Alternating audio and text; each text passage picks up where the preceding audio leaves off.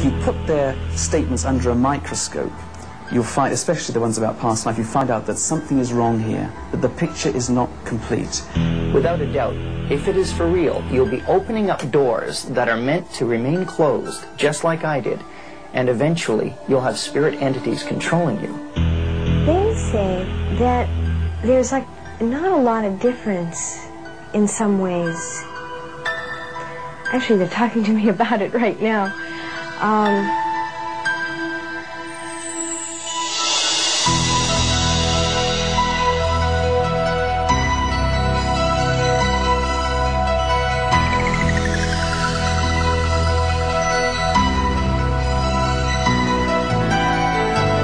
It is called channeling, where the physical body is only the vehicle.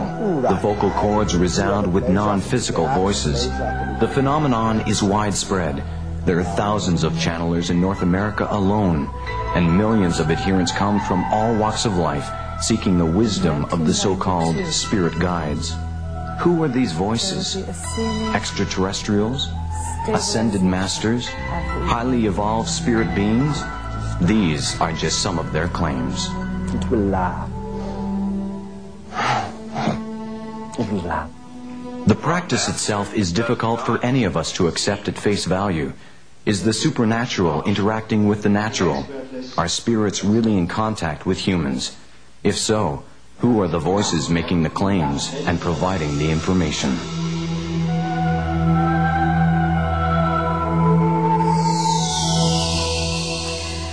With the Edgar Cayce style, deep trance style, there came through a group of guides numbering in the thousands, several thousands, and in time they gave their name and they call themselves Starfleet.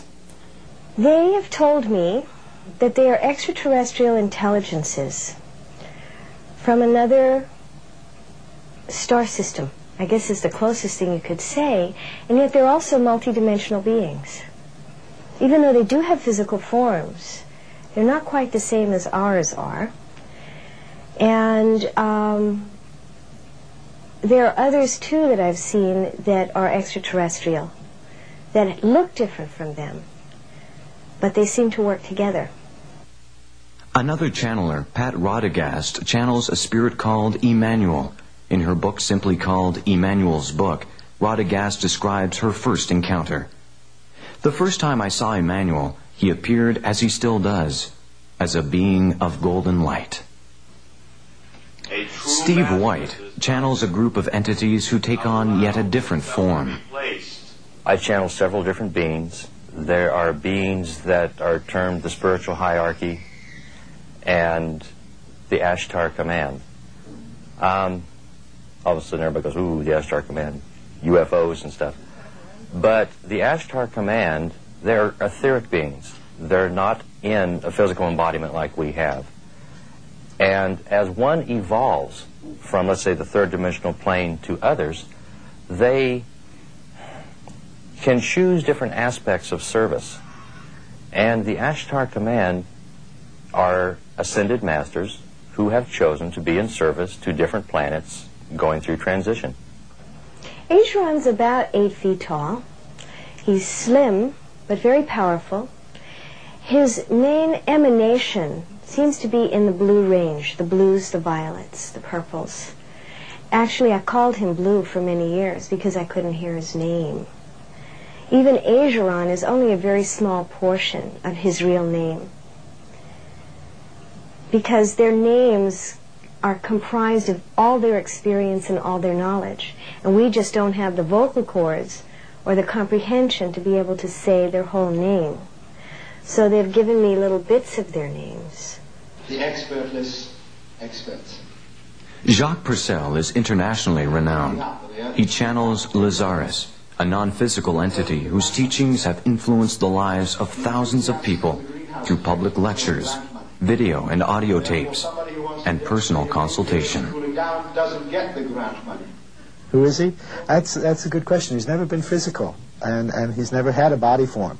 That's disturbs some people because they assume because I'm physical and because you're physical, everybody in the universe has been physical and have all been here on Earth or whatever. We're starting to accept the idea that maybe there are life forms that are other than on Earth, and maybe eventually we can accept the idea that there are life forms that don't have bodies either. And he's one of those. He refers to himself as a consciousness, an intelligence, a spark of love, a spark of light without form. And that's probably the best description of what he is. Who he is just this incredible loving energy that seems to be here to not save us and not do for us, but to befriend us and help us do for ourselves. It's nothing mysterious.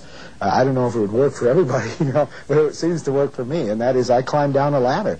I just close my eyes and start visualizing myself climbing down a ladder, and when I get to the bottom rung, I sort of spiral backwards. I kind of just dive backwards, and then each circle gets bigger and bigger, a little slower and slower, and eventually I just kind of drift off, and the next thing I know, I open my eyes, and it could be 5 minutes or 5 hours later, and I know something must have happened because I always feel good afterwards. So that's how I do it, and yeah, I've done it now for as many as 10 or 12 times a day, or once a day at least, for 13 years now. I relax, and I developed my own relaxation technique, which everyone would find for themselves to be unique. I relax, I raise my vibrational frequency by bringing my thoughts to thankfulness and joy and love and such higher thought form frequencies, as well as I visualize moving into a lighter and more refined vibration of existence. It's so I imagine light and refined feeling. And from there, I connect with my source, and this source I allow to blend with my energy. Of course, I'm familiar with this source, and I feel like I fill up with golden light. I feel like I'm filling up with golden light, and it's grounded right down to my feet, and they just start speaking from there. They speak through me. I step aside, and because I step aside, that is why I go into a trance state. I just step aside. I just get out of the way. And it's possible that like a main portion of my energy body steps aside, leaving the portion that keeps the heart going and the lungs going and everything there. And then that part of Ageron, or whoever is speaking, will come in and utilize my form. That area of the spiritual realm that reach down to humankind, call them angelic beings, extraterrestrials, whatever, that reach down, they are available for us to channel from, to reach, to help guide our lives, to help us make this a better place so that we are more about the divine plan down here, the plan that was originally brought into being when life was brought about. And you can reach that realm and be guided to them by meditating. There was a natural talent who didn't really know anything about me except I was a psychic. She doesn't know anything about channeling. She doesn't know from extraterrestrials. And at some point, we were kind of like doing a meditation together. And suddenly she looked at me and she said, "You seem to have a veil all around you." And she continued looking. She says, "No, it's not a veil. It's like a shower of light." And she starts looking up. And she goes, "Oh my God." I said, "What do you see?" She proceeded to describe the three to me. Says it's like they're in some sort of spaceship, but of course it's not a spaceship. She didn't want to, I'm sure, appear that she was like seeing things. And she says there's these three beings. Each of them have a different thing they're supposed to do, but they do it together. And she's just looking up. And she says, and they seem to be different colors. Now she didn't know anything about this, about me.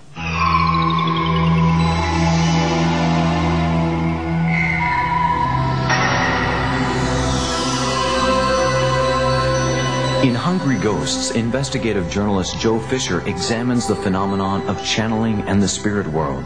He discusses the origins. Well, the earliest recorded information that we have is really with the ancient Greeks and the Greek oracles, when priestesses would be dressed in white and would go into a trance and bring through voices and prophecies to the assembled gathering. Channeling has been known by a number of different names in different cultures over the centuries, but it next rears its head in a major way with the Victorians in the last century. Alexander Blair Ewart, editor of Dimensions magazine, has studied the resurgence of channeling and its pagan beginnings.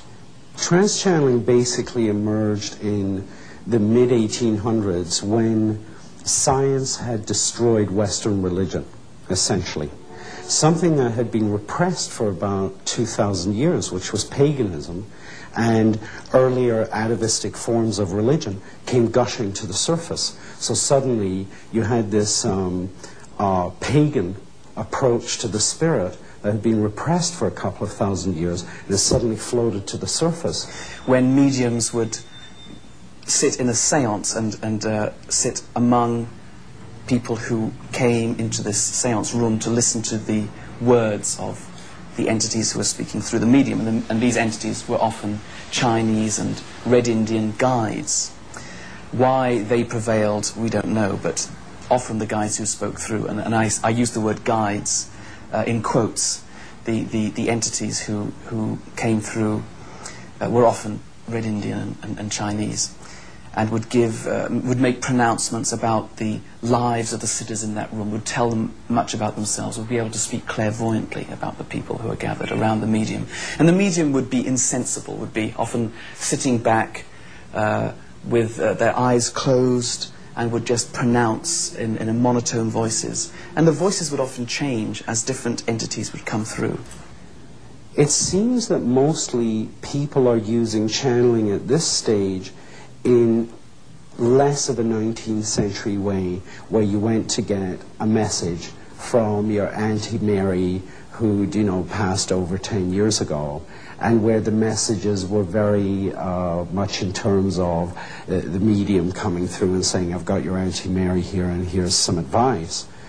Now people seem to be drawing on channeling from the point of view of saying, which is why ultimately I don't think channeling is dangerous, because the way that the individual interacts with it is, and I've done a lot of research, talked to hundreds and hundreds of people, they tend to say, well, I get this kind of information from the channeled entity. I take from it what I want to use. I take from it what I feel comfortable with, and I try to develop myself spiritually through that. I think that channeling is part of the end result of the me generation. It's people looking to see how much they can personalize themselves, how much they can get into their own things, how much they can, get their own goodies, and here's another goodie they can get. But that's only a small part of it. I think a larger part of it is that you're finding in our society today a tremendous fear and anxiety and a need for some kind of authority which will give people direction. What has drawn me to channeling is that in religious structures, they're precisely that, they're a structure. And if you're looking for a sense of security and conformity, then you go and you find their answers. But channeling is a way that helps you find your own answers. And it makes your life far more meaningful. You're not dependent on someone to tell you who you are, what you should do. We are a culture which is now what I would call rejecting many of the assumptions that we've lived with for the past 300 years. For example, the assumption that the rational is the only way of knowing truth. And so you have that being in some ways pushed aside, and people saying, no, that there are many other ways of finding truth. And one of those ways of finding truth is to connect with another reality, a spirit reality or a spiritual reality. And so there's a searching after that. Traditional religion never did it for me. External authority never did it for me. I always felt there was something inside there that needed to come up to the surface. So I studied altered states of consciousness. One day a friend was leading me through a meditation, and I sensed an energy in the room. And to make a long story short, the energy was very loving, very benevolent, and I got a sense that it wanted to drop in to my body. And this is really an introduction of what we would call a neo-paganism. It's a reintroduction into the West of beliefs that have been around for thousands upon thousands of years, that there are in fact spiritual entities and spiritual realities both in nature and outside of nature, and we can contact them. So I think all of that comes together at a time when people are very insecure, they're searching for direction, they want answers, they want certainty, but they feel all the old ways of giving answers are not appropriate. And so there are certain groups of people who are now wanting to tune in to spirits that can give them help and can give them direction.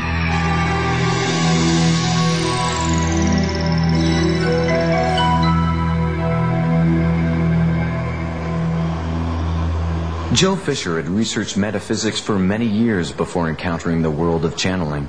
In his book, Fisher tells how he was invited to the home of a woman he calls Aviva, who claimed that there were entities from another dimension speaking through her. A small group of people gathered weekly to witness the various voices who would take control of Aviva.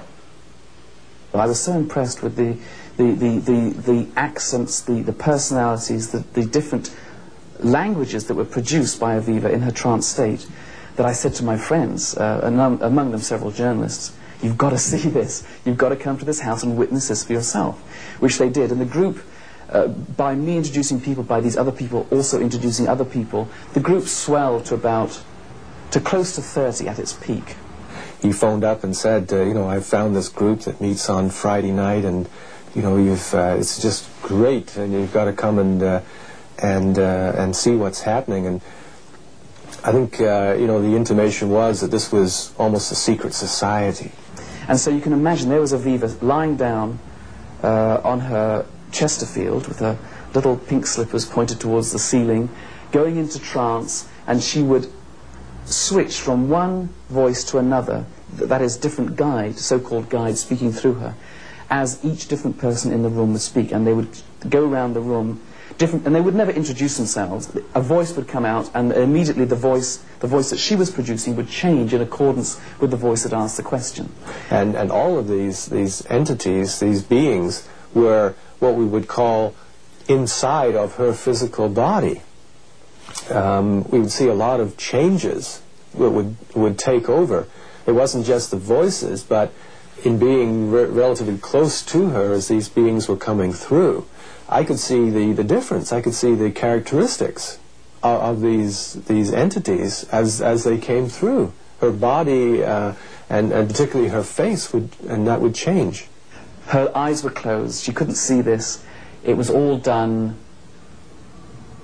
I don't know how it was done. To this day, I have many questions about just what was going on. But all I know is that Laurence Olivier, on his finest day at the Old Vic, could never have produced this array of different inflections and voices and languages within a space of an hour. Each one of us had a major guide. Like Russell was her guide, and Tuktu was mine. And I spoke to the entity that came forward, Russell Parnick, and he described himself as a sheep farmer from the last century. That was his last incarnation. And he proceeded to tell me that I had a guide too who was looking after me on the earthbound plane, or rather the guide was in the disembodied realm. And her name was Philippa. She was Greek. That her and I had been together in Greece in the 18th century, and it was now her responsibility in this other realm to oversee my spiritual development while I was on Earth. Fisher was intrigued by the entity claiming to be Philippa, his spirit guide. While it was speaking through Aviva, he taped the voice and took it to a linguistic specialist at the University of Toronto to verify its authenticity. This man's name is Dr. George Thaniel, and he's a native-born Greek himself, so I thought the perfect, the linguistics professor who is a Greek by birth. He listened to 2 tapes of Philippa speaking, and he said, in part, this is a native-born Greek woman speaking. So I thought, well, there is proof that Aviva is not concocting this. She hasn't just been to the library, read some Greek, and then is making it up for me. And even if she were to learn Greek, she would be unable to speak with the voice of a native-born Greek. With such impressive evidence, Fisher embarked on a journey to validate the claims of the guides. Had they lived previous lives? Joe's involvement and that became quite enhanced. He had decided at that point that this was something unique and marvelous, and that he was going to write a book on channeling and bring out all of this wonderful information that we were given, and actually go and source these various entities. I mean, you have to realize that there was 25 or 30 people in this time had been involved, and each one of them had guides, and each one of these guides had lifetimes and backgrounds, and he was going to find proof of Russell's existence and proof of his guide's existence, and that was going to be part of the book, and that was going to substantiate this wonderful information. Fisher's first trip took him to England, where Aviva's spirit guide Russell Parnick claimed to have lived as an 18th century sheep farmer. He spoke about living near the village of Heathfield in Yorkshire, and the village, I visited it. It was there just as he had described, just a few houses and a little church, this sort of thing. And Russell spoke about the Druids' stones nearby, which were half a day's ride away on horseback, you know, touchingly evoked in last century language, and that was there just as he said.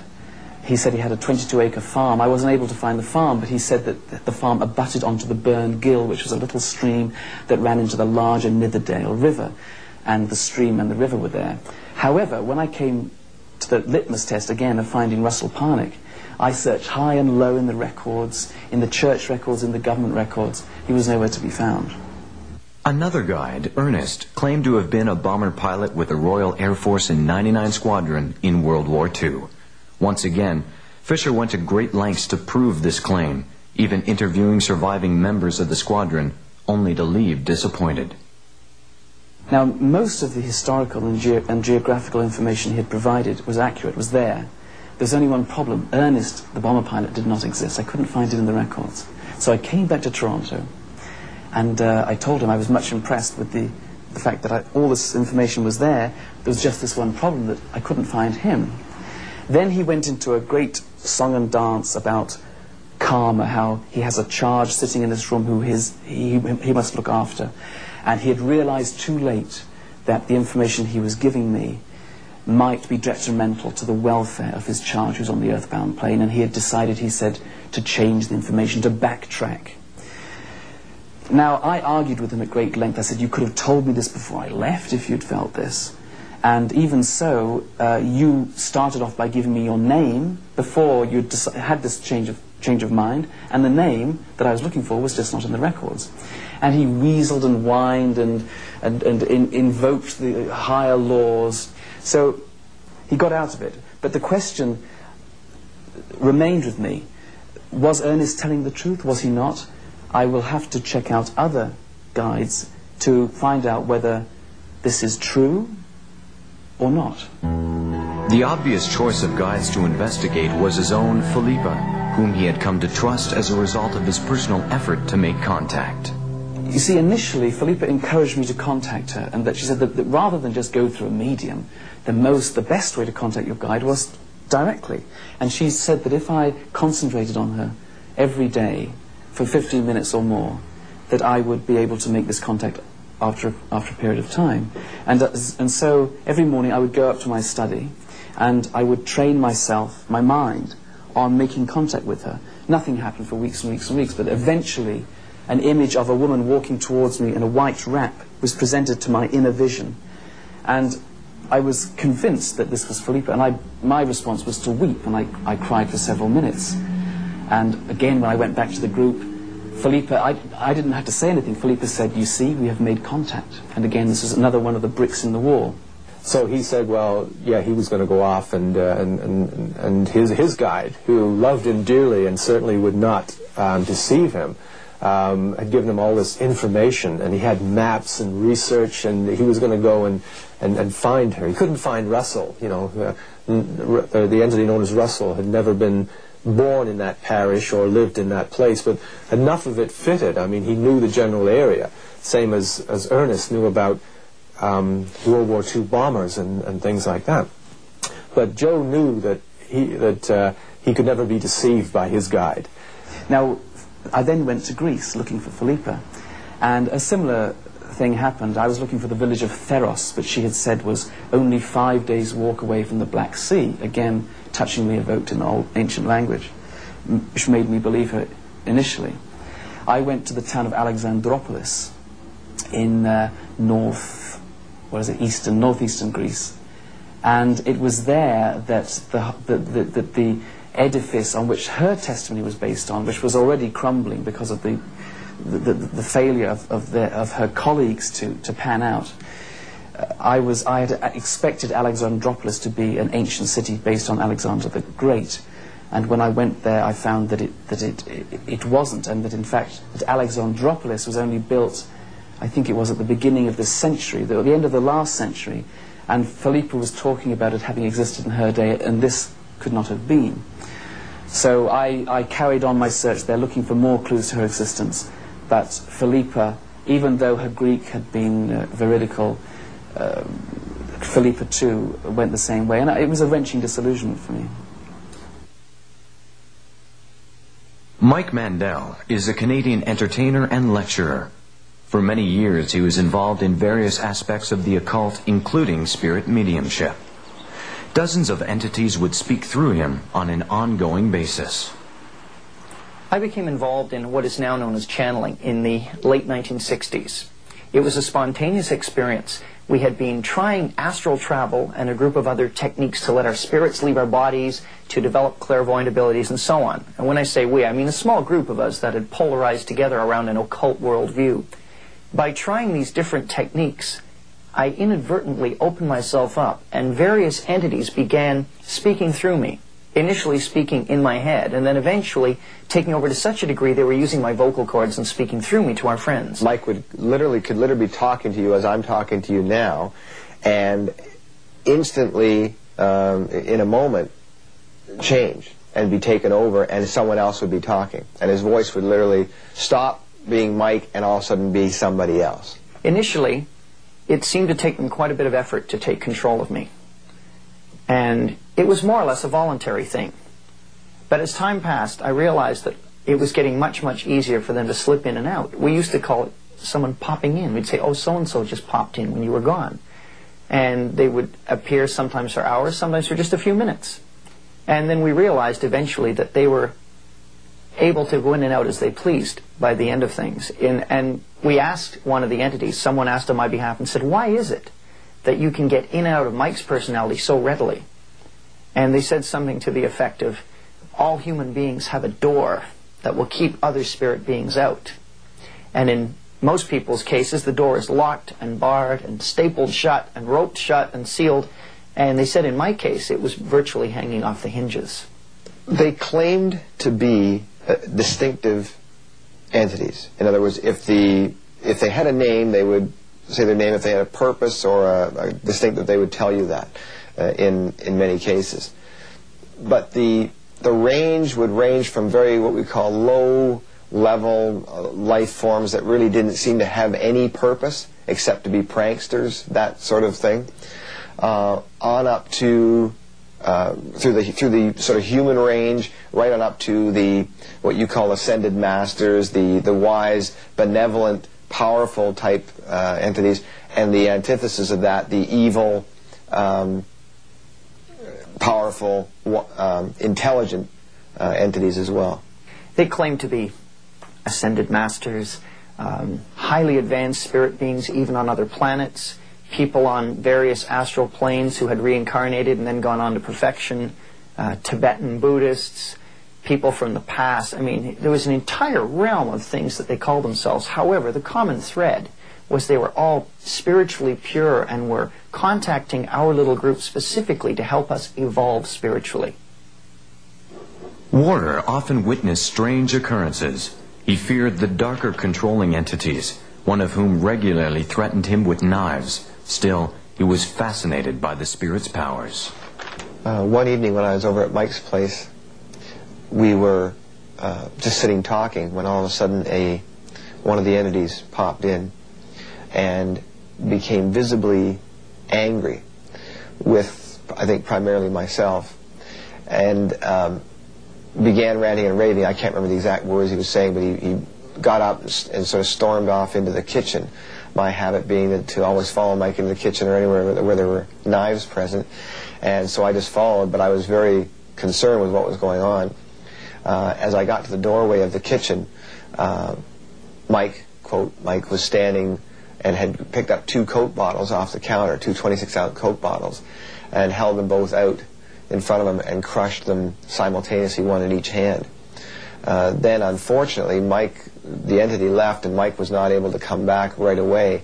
And in that delay time, Mike fell forward into the broken glass, cutting his, I don't know if his hands were cut at that moment or when he actually crushed the bottles, but they were cut fairly badly.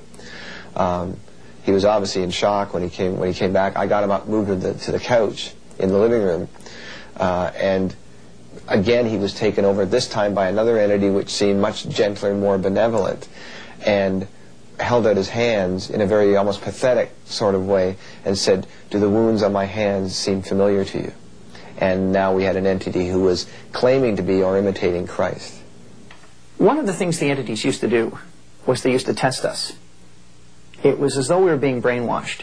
We'd be told to do something very bizarre immediately, or we'd be told to go at midnight to this certain forest that was very, very terrifying to us because there'd been a number of manifestations there. We'd be told to go alone there at midnight and stay there for an hour and then come home.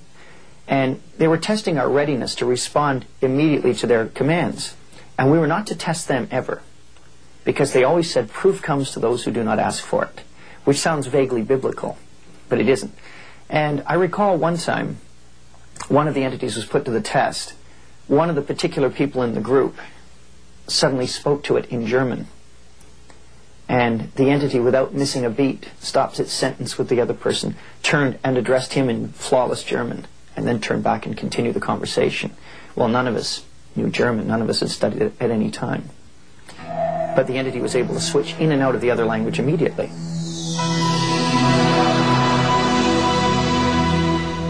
This was something that nobody was supposed to know, and we couldn't tell anybody at all. But the big thing was she was dying of leukemia, and just as this remarkable coincidence, you know, the hand of fate, the intervention of God in the universe, that I was the only person that could help her, and if I didn't do this, she was going to die. The guides told him that he was the only member of the group who had healing powers that could be used to help Aviva recover from her leukemia. They brought him in, they brought him closer to Aviva. They then advised the previous hypnotist that his time was up and that Sanford should be looking after her in her trance state, and that Sanford could do the healing, and that's why he should become the leader of the group. So this is what happened, and Sanford, in giving the healing, being instructed by the guides to place his hands on Aviva's body, and he would feel through his fingers great sensations of cold or heat, depending on the instructions the guides were giving him. I could actually feel these energies flowing, and feel the results of them, and it would take a long time to describe, but there were many different physical manifestations of this. If Aviva had a serious pain problem with her leukemia, she would call Sanford. He'd come rushing down, talk her into trance, administer the healing, bring her back, and then he would talk to Russell, the main guide, and Russell would say, "Great job, Sanford, without you we couldn't carry on." What was actually happening was that I was suffering some real physical and mental and emotional problems because of all of the, not only demands, but also because of all this energy that was going through. And only after the fact, when I broke clean and got away from it, did I realize that they were doing it. They were creating this dependency. I would have to go and not only heal her, but put her down and ask them, being Russell and Tuck too, who was supposedly my guide, to channel energies through me to sort of balance my energies or fix me, because I was getting right weird. These strange energies were flowing through me, and I was having hallucinations and all kinds of physical problems. And geez, these guys were really great. About 10 minutes with them flowing energy through me, and I was fine. I was like an addict that just had a hit. You know, I was great. I just felt on top of the world. It was only afterwards I realized they were doing it. They were creating it. They were creating the dependency. And so he found that he was like a psychic drug addict. He would be going to Aviva not only to help her restore her health, but in fact to pump up his own flagging energies. It was only when he pulled away that he began to realize, hey, you know, I feel better. And he said he realized that he felt better because he was no longer under their sphere of influence. Sanford Allison went into channeling with no background training in metaphysics or meditation or in the use of higher mind or in the use of discrimination. It appears that the entity was well aware of that. But Sanford Ellison did not lack training. As a practicing psychic, he had much experience in the realm of metaphysics. However, this training did not prove to be a safeguard. I was really what you would call over the edge. I was not rational throughout that time, and it got to that point. I was totally dependent on them, whoever they were, and outside of that, I was just subject to illusions and delusions and forces that I had no understanding of.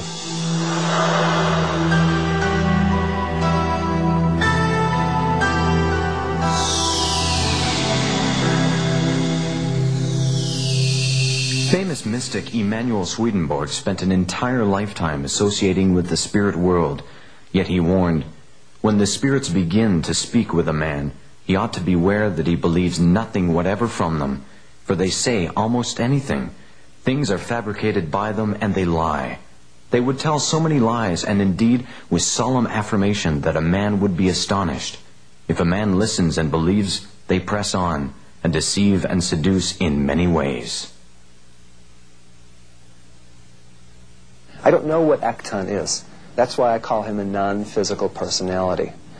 In my own meditations, I've met some personalities that are a little shady, you know, but nothing that I would consider demonic in a traditional religious sense. The problem with mediumship is, perhaps the greatest common denominator, is it's very unnatural for people to turn over their personal sovereignty to another entity. When they do this, they don't know what they're picking up. They don't know who's speaking through them. There's no way that they can test what this voice is, what its source is.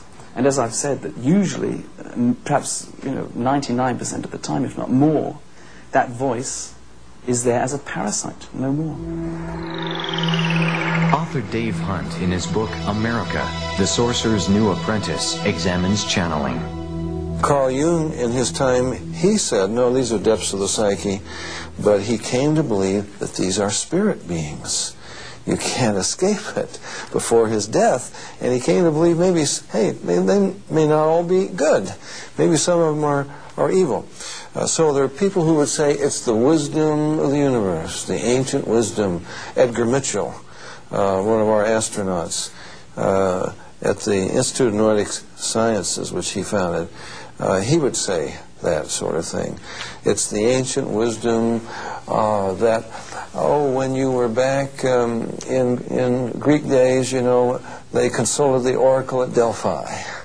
And there's some kind of a mysterious wisdom that's just built into our genes, into the collective consciousness or psyche of the human race. Others would say, no, these are ascended masters.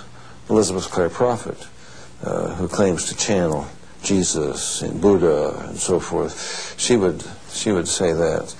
Others would say it used to be popular to say these are the spirits of the dead. There are a variety of explanations for this. My research indicates they're demons.